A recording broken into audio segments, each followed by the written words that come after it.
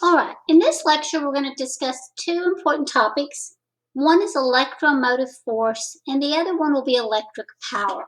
So section 19.3 deals with electromotive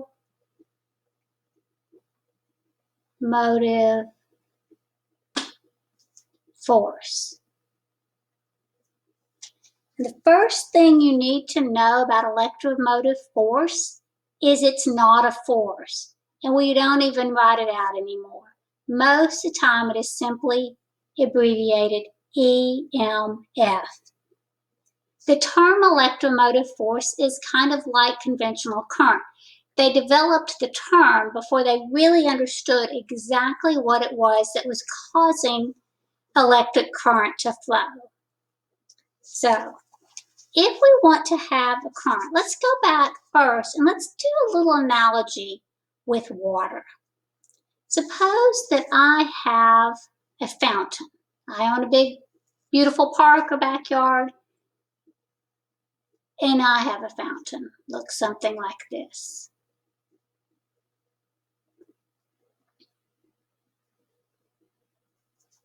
Sticking up out of the top of this fountain, water comes shooting out. Let's have our water. Lots and lots of water coming out of the fountain, flowing back down. Now we know that the water droplets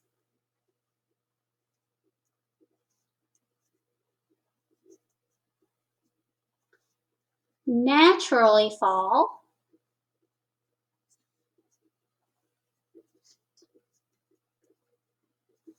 from high gravitational potential energy is a U, to low gravitational potential energy. That's what all masses do if they're free to move. They naturally will fall back down, and there's a basin full of water down here. The question is, how do we keep a continuous flow of water going? We understand how the droplets fall back down into the fountain, but what causes them to shoot out of the fountain to begin with? Well, in order for this fountain to maintain a continuous flow of water, we need a water pump. A water pump does work. Remember good old work? On the water.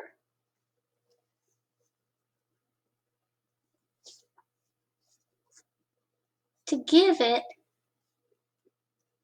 gravitational potential energy. In other words, it takes the water droplets that fall back down, and it takes them back from low potential energy back up to high. So somewhere in this fountain, we have to have a pump. If we don't have a pump that's sending that water up and out, the water pump doesn't work. We won't have a continuous flow of charge. An electric circuit is very, very similar. I'm going to draw a nice thick wire.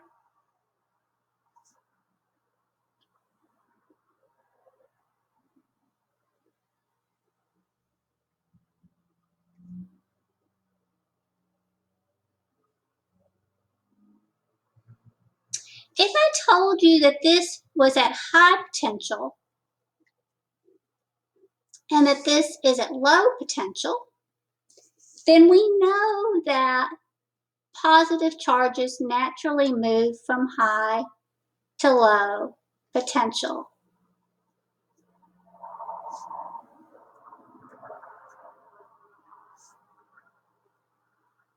But once they reach low potential and there's no potential difference anymore, if everything's at the same voltage, which is what's going to happen, there's no reason for the charge to continue to flow. It will simply stop. It will reach a case of electrostatic equilibrium. The charges will be evenly distributed, and there'll be no reason for it to charge. So initially you could think of it as this end was positively charged, this end was negatively charged, but in a few minutes the charge will redistribute. So we'll just have a very temporary flow, sort of like if you take a handful of water and you throw it up into the air, well, all those water droplets will fall to the ground, but then it's over. Same thing here. We need something to provide a continuous flow of charge. And the something that we're going to put in here is probably going to be possibly a battery or a power supply. Okay, but when we do that, we can get a continuous flow of charge. A battery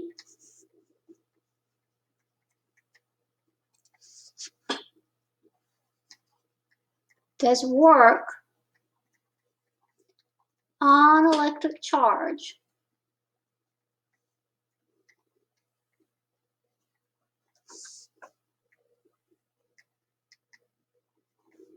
Moving positive charge from low potential, and this is electric potential, to high potential, and negative charge, which will go the opposite way, from high potential to low potential. Now, we're not going to draw a picture of the negative charge right now, but essentially what happens is when these positive charges reach the negative terminal, this battery does work and pushes those charges back up and back to high potential. It acts like a charge pump. A battery or other EMF device.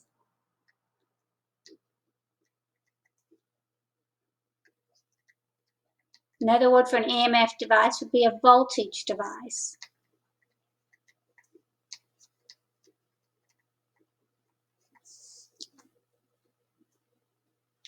Acts like a charge pump.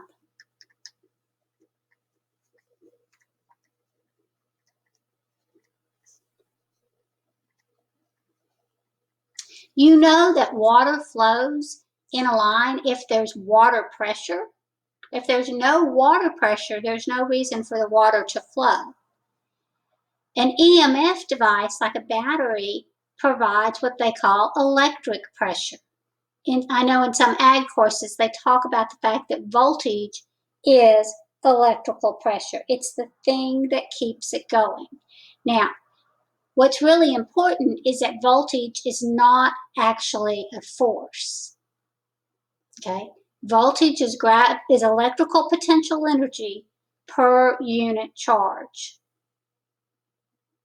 The charges that are at high voltage will have a lot of potential if it's positive charge, right? And it will naturally, just like water in the air that's at high potential, just like raindrops want to fall to low potential, positive charges at high potential want to fall to low potential. And then once they do, the battery does work on them and pushes it right back up here. I often think if you were thinking like a slide, you naturally slide down the slide, then the battery would act something like an escalator that carries the charge back up to high potential so it can slide back down again. Now we know that negative charges do the opposite. And really, in a situation where we have a battery, it's not even negative charge that's going to flow.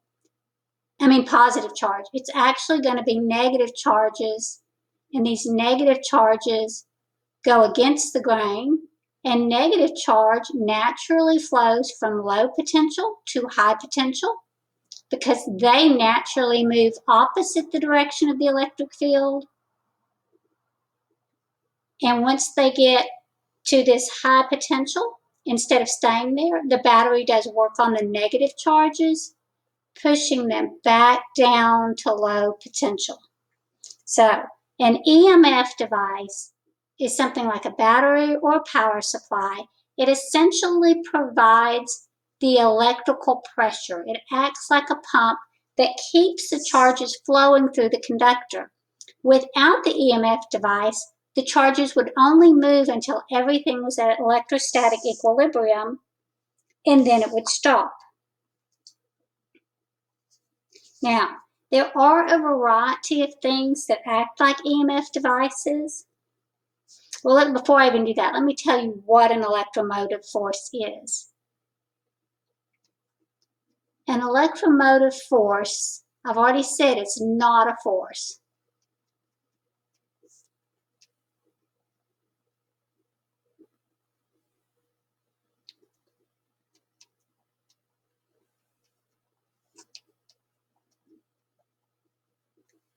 It is an energy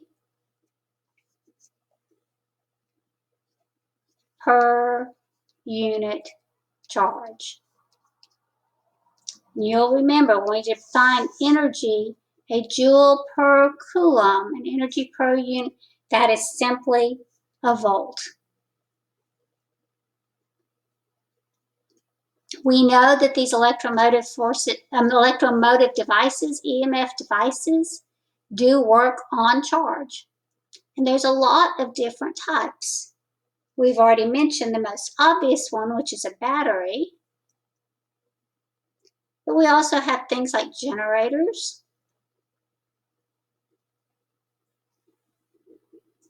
solar cells, thermocouples,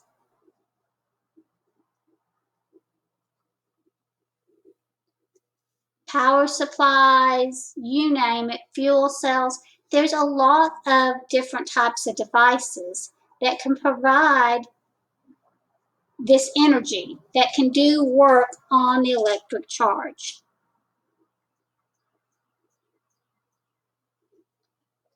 Now, exactly, you may be questioning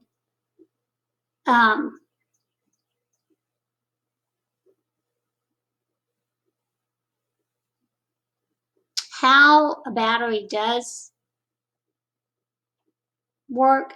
Essentially, you've got a situation. You know what? I don't think that's actually very important, so I'm going to omit that. Generally, when you buy a battery, you think of the fact that the battery rating on the label it comes labeled with its EMF as a capital. So for an ideal EMF device, that means one that's absolutely perfect,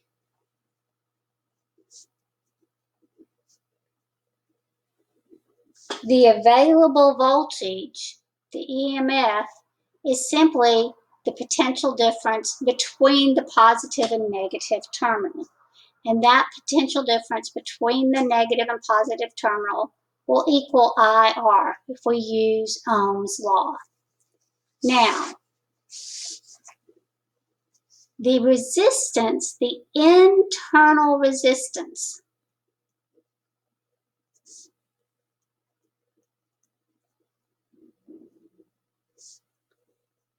of an ideal EMF device is 0. Ideally, there would not be any impedance to charge flow or current flow. Unfortunately, even the best ones have a very small amount of internal resistance. And eventually, when a battery has gone dead, it goes dead because its internal resistance has become too large. So in reality, what happens when we're no longer talking about this ideal, in reality, the EMF is going to equal the battery voltage, the terminal voltage. I'm writing this wrong.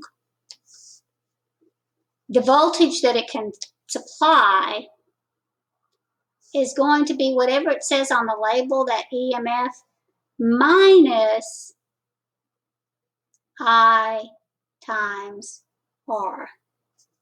And that's going to give you your actual current times resistance.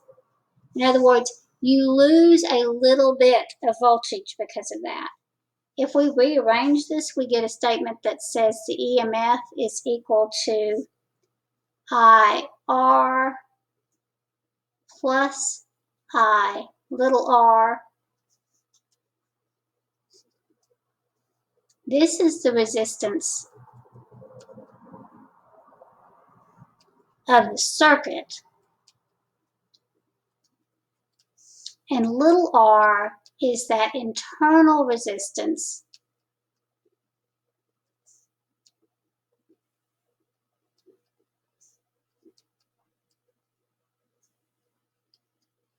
of the battery, or if it's not a battery, of some other type of thing. So, in reality, if this is our formula,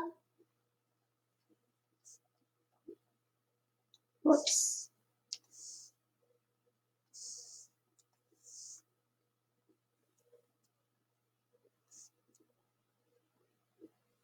instead of just E equals IR, we now see that E equals IR plus little r. So our current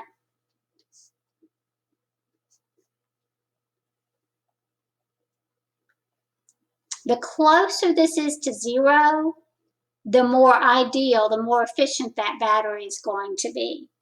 I think that will make more sense as we work through some examples in a little bit. Like I say, a lot of times we just ignore this little r and we say, hey, you know, there's not any internal resistance. If it's a 12-volt battery and it's a 4-ohm resistor, well, 12 volts and 4 ohms, that's going to give me 3 amps of current. But if it's a 4-ohm resistor and R is 0.5 ohms in the battery, then this current's going to be a little less. It's going to be the voltage divided by 4.5 instead of just 4. So sometimes that internal resistance will just reduce the current a little bit. Now, we're going to be drawing lots and lots of pictures of circuits, and the more we draw and the more we look at, the easier this is going to be. So let's look at how we draw them and what the circuit symbols are.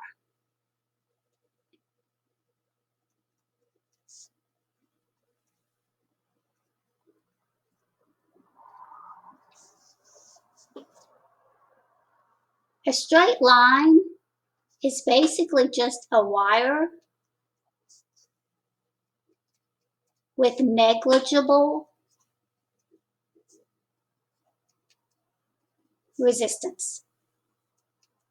What that means is its resistance is so small compared to the other parts of the circuit that we completely ignore it.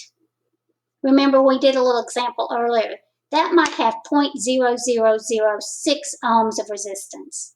That's not going to have much effect if the rest of the circuit has 20 or 30 or 50 or 100 ohms of resistance. Our next symbol looks like this.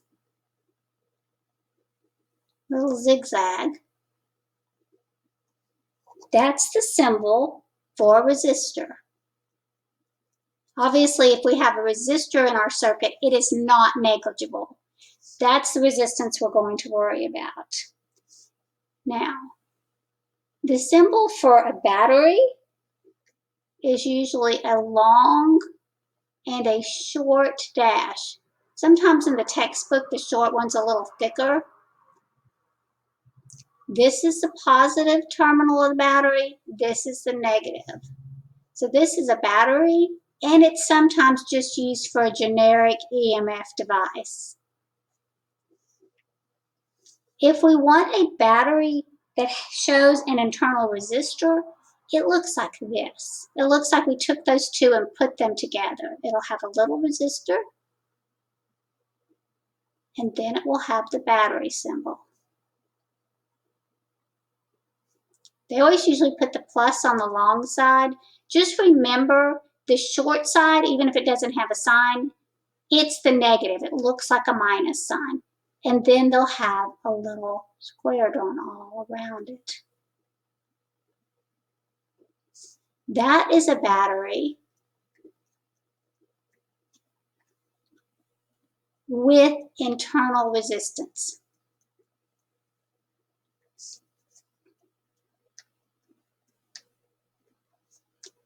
If they don't draw a battery with internal resistance, you can assume that little r is, for all practical purposes, 0.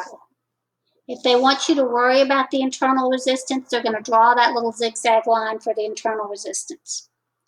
A capacitor just looks like two parallel lines of equal length.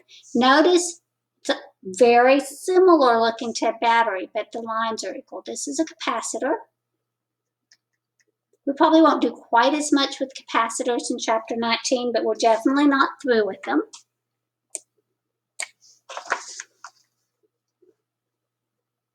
A switch is used to open and close circuits. So this is the symbol for an open switch. If the switch is open, there's no current flowing. If the switch is closed, the current will flow.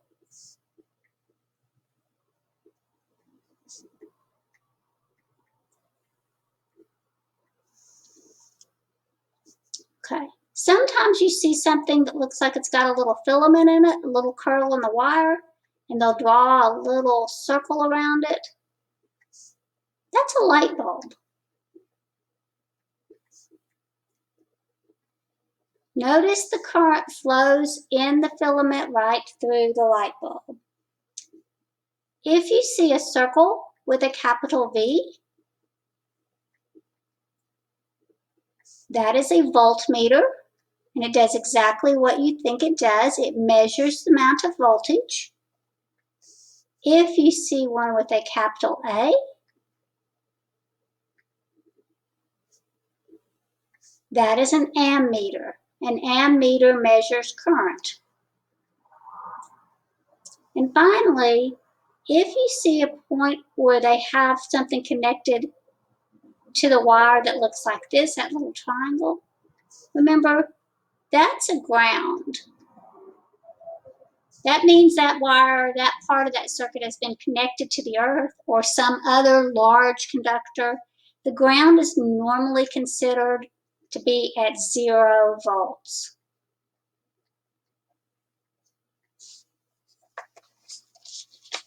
Okay, as we draw circuits, as we move farther, I'll go back and kind of remind you what the symbols in the circuit diagram mean.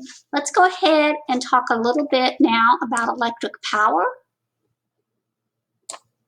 Electric power in your textbook, that's section 19.4.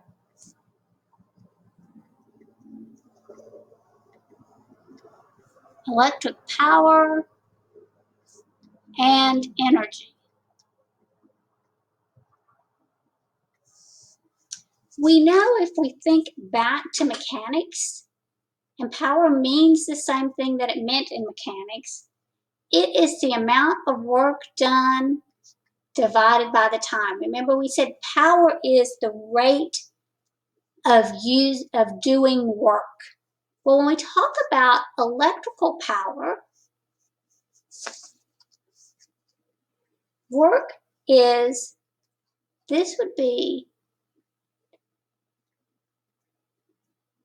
QV. Let me use a lowercase q. We usually do. QV. Well, if you remember, this part of that formula, the charge per unit time is simply the current. The amount of charge per unit. So we find that electrical power is equal to IV. So the big takeaway formula to begin with is that power equals voltage times current.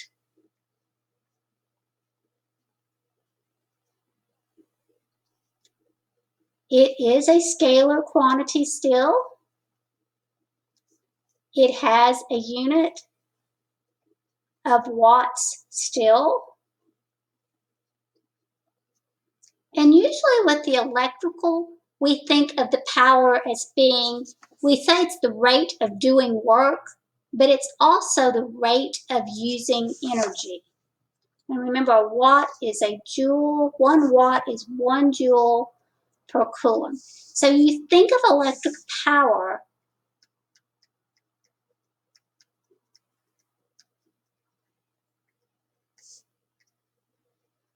as the rate of using electric energy.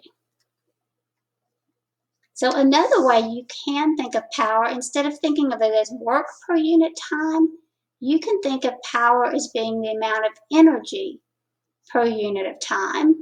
If we rearrange this, we get a formula that says that the electric energy is power times time.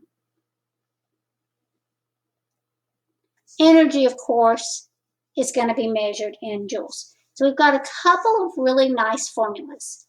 Now that first formula for power, we can combine with one of our other formulas, and that's the fact that Ohm's law says V equals IR. So now I've got 3 real simple formulas, but there's a lot of interconnection. If I take my power and it's equal to V times I can replace V with IR and I get power equals IR times I, which gives me a new formula for power, which is I squared R. This tells you the amount of power consumed by a resistor. That resistor is anything in the series that impedes the flow of current. Light bulbs are an example of resistors. Heating elements in your blow dryer are examples of resistance. A fan, an electric motor, these things are examples of resistor. And the amount of power those resistors will use, and the amount of what we normally call thermal heating, because if you have resistance and current flows through it, like a traditional light bulb, you will make heat. It's given by this formula.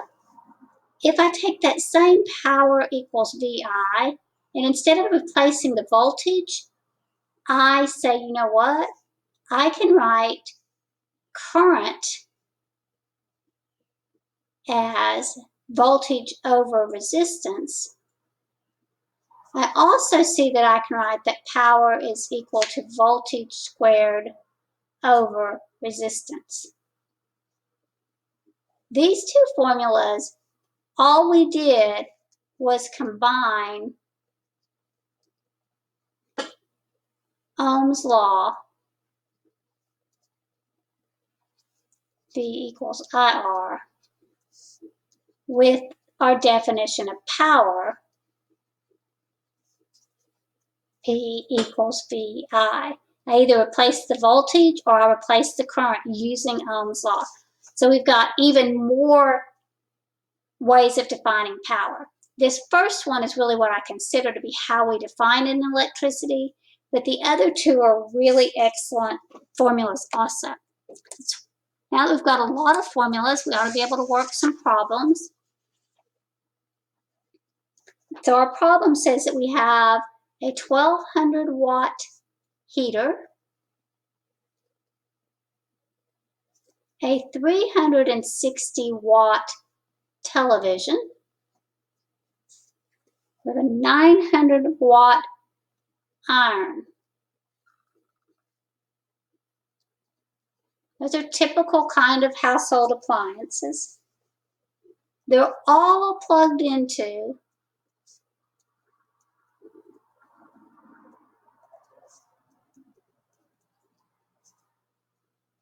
the same 120 volt outlet. In the United States, our outlets in your home are supposed to be between 110 and 120 volts. The question says, what is the total current flowing through this circuit? Now, we haven't talked about household circuits much, so we're just going to calculate the current for each one of these devices. If we use our formula that power has to equal VI, then our current is the power over the voltage. So our 1200 watt heater, that's supposed to be a voltage, that's plugged into a 120 volt outlet, actually uses 10 amps of current. That's the heater. Our television, again, power divided by voltage will tell us the current. So if it's a 360 watt television, also connected to a 120 volt outlet, it's actually using 3 amps. I think that's really way more than a television would really use. And finally, we have a 900 watt iron, if anybody still irons clothes.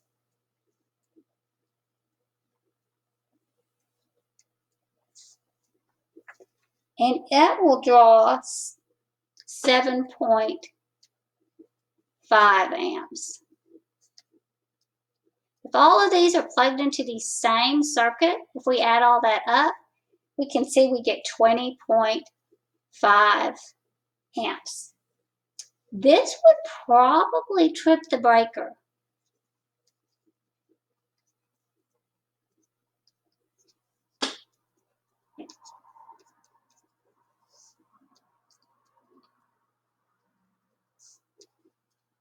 Normally things like heaters that would use a lot of electricity will have their very own circuit in their house. You probably have a breaker box. Things like your air conditioning unit. Whoops, not sure what happened there or there. There we go.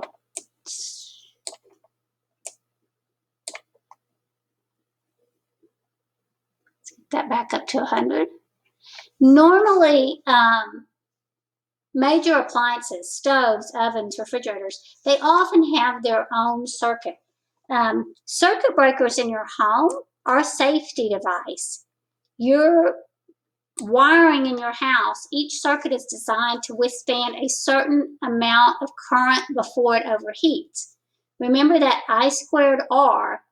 Even wire, which has very little resistance, if it has too much current flowing through it, can get too warm.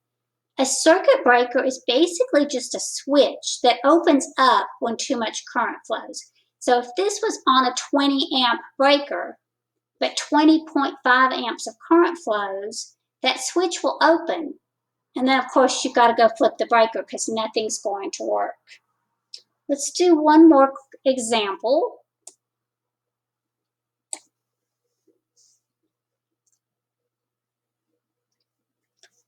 It says a 15 watt bulb operates from a car's 12.6 volt battery. So this is probably a little overhead light in your car interior. It says, what is the resistance of the bulb? How large is R? I usually approach these with, well, what do I know how to solve? This is power. This is resistance. I'm sorry, this is voltage.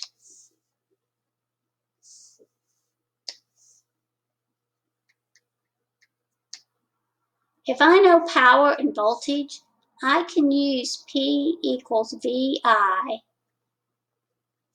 and I can get current. So 15 watts, 12.6 volts is going to tell me the current. And when I do this, well, I'm going to get a calculator.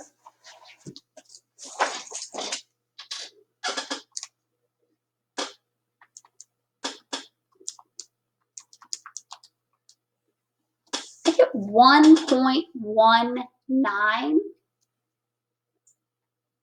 amps. Well, now that I know this, I can use Ohm's law, V equals IR, and say if the voltage is 12.6 and the current is 1.19, I should be able to solve for R.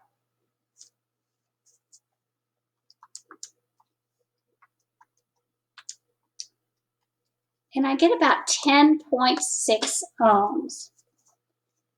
But there is an alternate way I could have worked that. I could have just said, hey, I want a formula that has R in it. I have a formula that says that the power is equal to V squared over R. If I rearrange that formula, I get R equals V squared over P. It's going to give me the exact same results. If I put in 12.6 squared divided by 15 watts,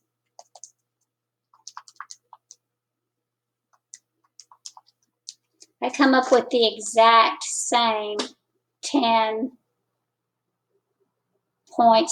ohms.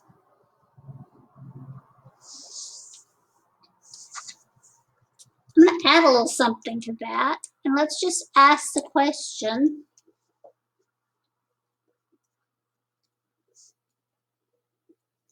how much energy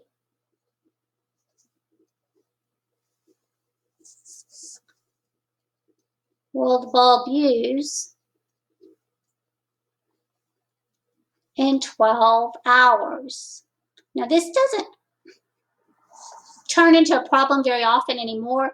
Most cars now, once you turn off the car and walk away, they will power down things like you left the light on in the interior. But they used to not do that. And if you left lights on, you would often come back to a dead battery.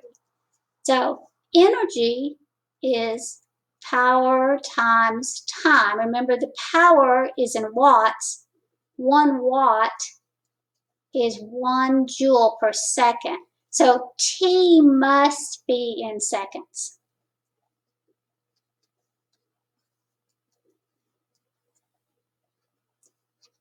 To change 12 hours to seconds, I just need to remember that there are 3,600 seconds in 1 hour. So 12 hours times 3,600 seconds, that's 43,200 seconds. So the energy, power times time, is 15 watts. That's a joule per second times 43,200 seconds. And that's going to be 648,000 joules of energy. And that is why your parents go around turning off the light switches, trying to remind you that every second that you're using electricity, that's going to cost them money, because what you pay for when you get your light bill is the quantity of electrical energy that you used. All right, I'm going to stop here. We'll pick up with the rest of chapter 19 in my next video.